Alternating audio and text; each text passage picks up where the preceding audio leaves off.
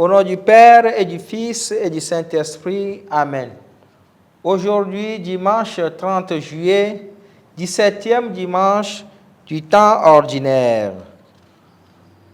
Ô Seigneur, envoie ton esprit et tout sera créé, et tu renouvelleras la face de la terre.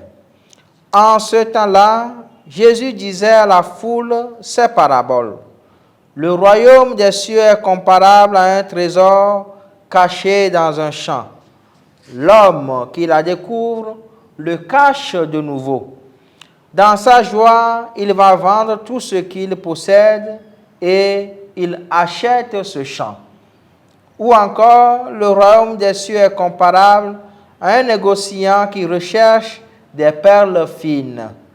Ayant trouvé une perle de grande valeur, il va vendre tout ce qu'il possède et il achète la perle. Le royaume des cieux est encore comparable à un filet que l'on jette dans la mer et qui ramène toutes sortes de poissons. Quand il est plein, on le tire sur le rivage, on s'assied, on ramasse dans des paniers ce qui est bon et on rejette ce qui ne vaut rien.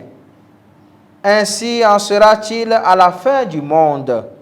Les anges sortiront pour séparer les méchants du milieu des justes et les rejetteront dans la fournaise.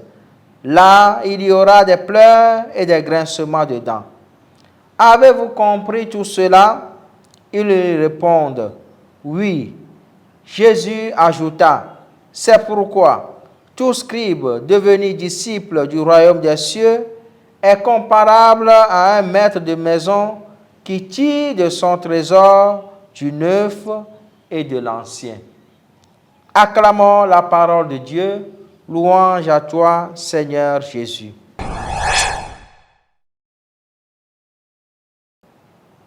Chers frères et sœurs, l'évangile de ce dimanche peint 3 tableaux au sujet de la quête du royaume des cieux.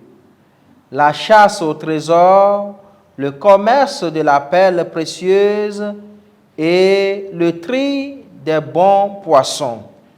Dans les 3 cas de figure, la révélation de Jésus consiste à nous faire comprendre que pour hériter du royaume des cieux, il faut investir, accepter le dépouillement et enfin reconstruire notre vie sur le roc que lui-même il est et que sa parole nous donne. Le trésor qu'on espère vaut presque le trésor qu'on a.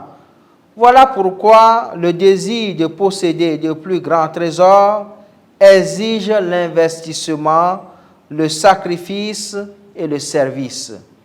C'est un risque qu'il faut prendre. Et ce risque, il vaut la peine donc de le prendre. Ce risque requiert du discernement et de la clairvoyance. Voilà pourquoi nous avons besoin de la lumière, de la parole de Dieu et de l'assistance de l'Esprit Saint qui révèle à ceux qu'il aime la volonté de Dieu. Devenons les disciples de la parole de Dieu, retrouvons la joie de vivre dans le sacrement de la réconciliation, ce sacrement qui nous aide à tirer du trésor de notre vie, du neuf et de l'ancien. Car, chers frères et sœurs, la vie, notre propre vie, vaut un trésor. Protégeons-la.